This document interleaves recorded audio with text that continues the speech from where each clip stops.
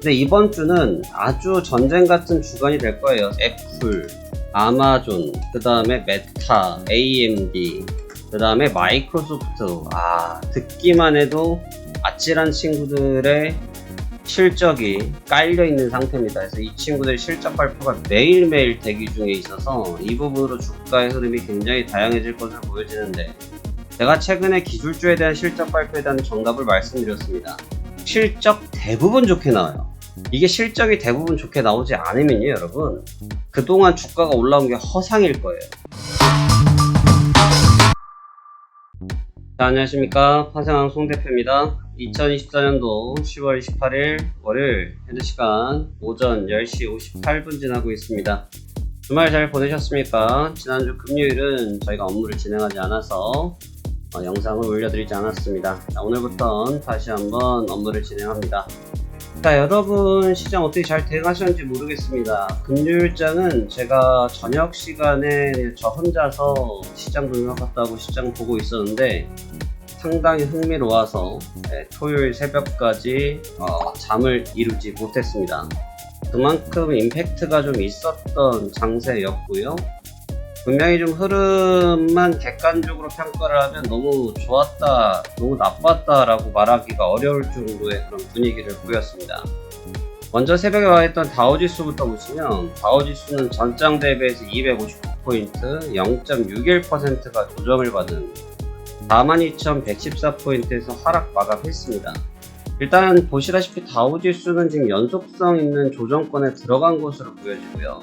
지금 5거래일 연속인가요? 지금 5거래일 연속으로 낙폭을 키워가고 있습니다. 그러니까 고가 조정을 아주 순조롭게 받고 있는 상태인데, 이 퍼센트지를 크다고 하시면 크겠지만 실질적으로 상승한 그동안의 기간 대비 상승률을 본다고 하면 아주 정교하고 아주 F정하게 아주 안전하게 조정을 받고 있습니다. 그래서 흔히 말하는 급락성 투매가 나와서 시장을 막 끌어내리는 그런 구조도 아니고요. 단순하게 매물 테스트 정도 하는 조정만 보이고 있기 때문에 기조적으로 보면은 괜찮은 시장이다라고 저는 평가를 합니다. 그래서 나쁘지 않은 모습을 보여줬다 생각이 되는데, 문제는 이게 3대 지수가 같은 밥을 먹어야 어느 정도 우리가 구도를 잡는 데 도움이 될 텐데 3대 지수가 온도차가 극심합니다. 나스닥 지수는 전장 대비해서 103포인트, 결국은 고점을 갱신을 하면서 신고가 라인을 체크를 했습니다. 신고가 라인을 체크를 하면서 그동안 다우지수와 S&P 500이 신고가 행진하는 가운데 조금 소외되고 있었던 나스닥은 다시금 3대 지수와 같은 밥을 먹게 되었습니다. 그래서 다같이 고점을 찍은 친구들이기 때문에 쉽게 말하면 학교에서 1, 2, 3등이 같이 공부하는 모양새죠. 원래는 1, 2등이 공부하고 얘는 한 반에서 한 10등 하는 애가 혼자서 뒤에 놀고 있다가 이제 혼자 놀고 있던 것이 싫었는지 같이 따라와서 키를 맞춰 주었습니다. 이 부분에서 좀 의미부여가 됩니다. 이젠 변곡점에 드디어 들어왔구나. 늘 말씀드리지만 개별성 주가가 움직이는 것은 주가가 큰 흐름을 가기 어렵고, 지금처럼 3대 지수가 길을 잡을 때는 같은 라인을 잡기가 쉬운데 3대 지수가 같은 라인을 잡았기 때문에 이제 길을 잡기가 상대적으로 수월해졌다고 생각되었습니다.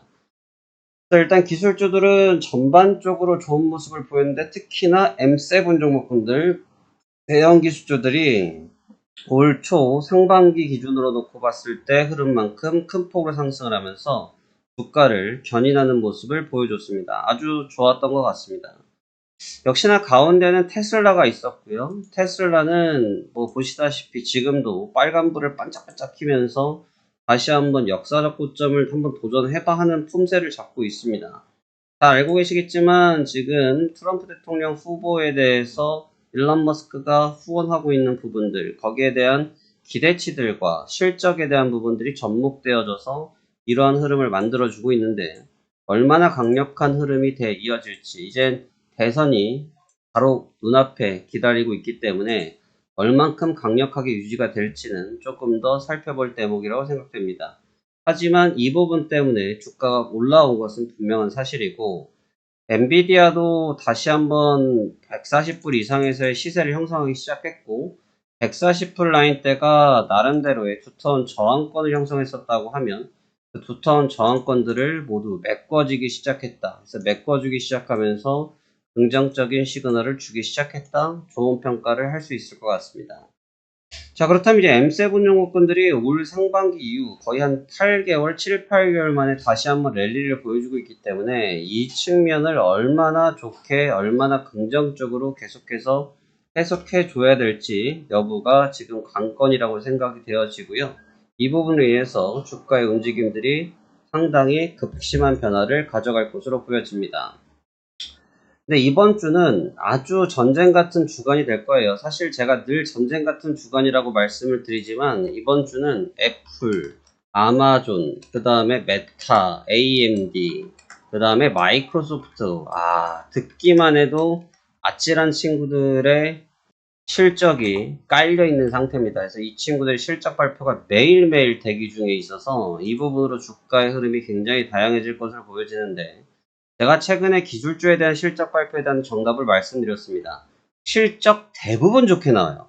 이게 실적이 대부분 좋게 나오지 않으면요, 여러분, 그동안 주가가 올라온 게 허상일 거예요. 그러니까 지금 실적은 대다수가 좋은데 얼마나 컨센서스에 부합하는지 여부가 관건인 거지, 실적에 대한 우려감은 없어요. 결국은 실적을 가지고 어떠한 코멘트를 만들어내는지가 핵심이라고 보셔야 되지, 저 부분을 가지고 뭐 기대할 부분은 아니다. 다시 말하면 저 부분을 인해서 주가의 변동성이 극심해지는 요소가 되는 것이지, 저 부분으로 인해서 다른 부분이 만들어지진 않아요. 거기에다가 이번 주에 경제 지표가 또 대박인 게 일본 기준금리, 그 다음에 비농지수 있죠, 실업지표 있죠, GDP 있죠, PC 있죠, ISM 있죠, 쫄티 있죠. 거의 박란의 한 주간이 될 것 같습니다. 원래 월말이라 그래요. 월말 월초라서 그럴 수밖에 없습니다. 그래서 10월 월말 드레싱까지 겹쳐 있다 보니까 이번 주 상당히 치열할 것으로 보여집니다.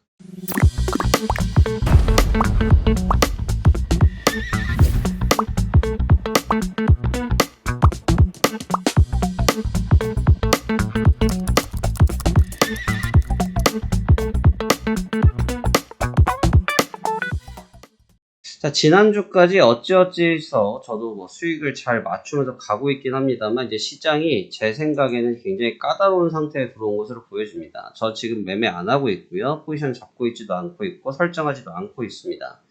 왜 그러냐 하면, 보통이면 이 정도의 아침 시가 갭이면 그냥 매도를 쳐도 되고 아마 잠시 지나고 나면 아마 조정을 받아 있을 거라고 생각이 드는데, 힘이 워낙 강력하게 들어온 상태, 힘이 지금 2웨이, 쉽게 말하면 파도가 한번 쳐서 급등을 했는데 두 번째 잠깐 눌러줬더니 다시 파도가 치기 시작했어요. 이 파도가 신고점을 넘지 말라는 법이 없어요.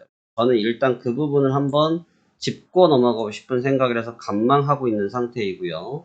지금은 기술적으로도 피로도가 있긴 하지만 기술적인 피로도 따위를 지금 힘으로 밀어붙이고 있는 상태, 거기에 선물들이 밑바닥에서 완전히 뒷받침을 해주고 있는 상태, 위에 상위권에 있는 종목군들 있죠? 뻘겋죠? 이 빨간 종목군들이 주가를 밑에서 받들어주고 있는 구조다 보니까 굉장히 강력하다고 볼 수 있습니다.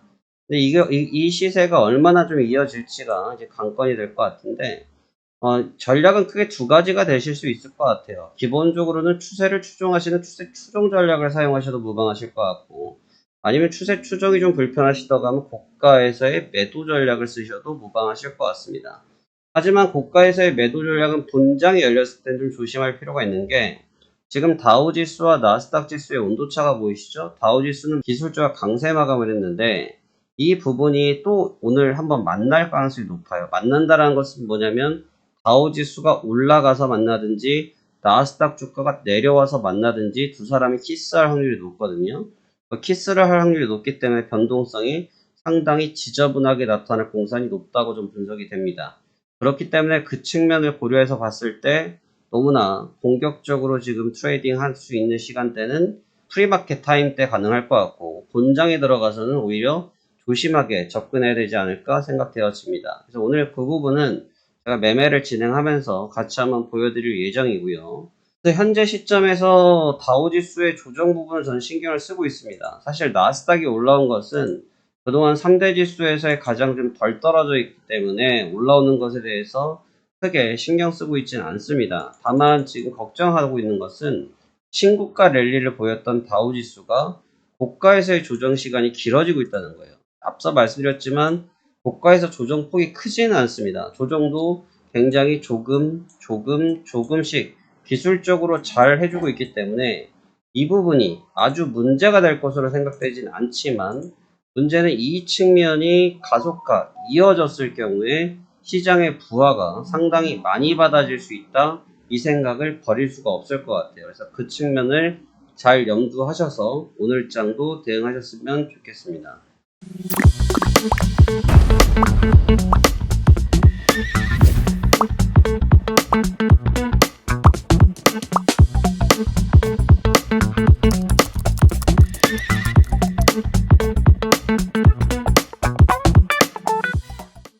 일단 이번 주는 월말, 그 다음에 실적, 재료 이런 부분들이 접목되어 있고, 이 부분을 인한 변동성이 극심할 수가 있고, 전쟁에 관련된 부분들도 주말간 보복이 좀 있었습니다만, 그 보복이 있었던 부분들이 좀 간략하게 뭐라고 할까, 완충에 대한 부분들이 많이 나타나면서 국제 유가가 눈에 보시다시피 고가에서 급속도로 급락한 모습을 본다고 하면 전쟁에 대한 이슈는 일단 일단락되는 것이 아닌가 추정은 됩니다.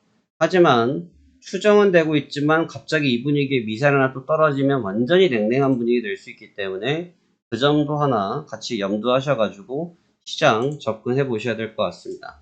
자, 무리하지 마시고요. 월말입니다. 월말은 변수가 많습니다. 눈에 보이는 시세가 전부이지 않은 경우들 역시 많이 있습니다. 그 측면 잘 고려하셔서 접근했으면 좋겠고요. 자, 월말 저희와 함께 체험하실 분들 저희 하단 텔레그램 통해서 참여하시거나 또는 카카오톡을 통해서 문의하신다고 하면 저희가 해당 체험하실 수 있는 기회 부여해드리고 있으니까 이 점 한번 잘 활용해 보셔서 여러분들도 수익 증대하시는데 도움되셨으면 좋겠습니다. 자, 이번 주도 성공 투자하시길 바라겠고, 저는 매매 영상에서 이어서 뵙도록 하겠습니다. 감사합니다. 파생한 송 대표였습니다.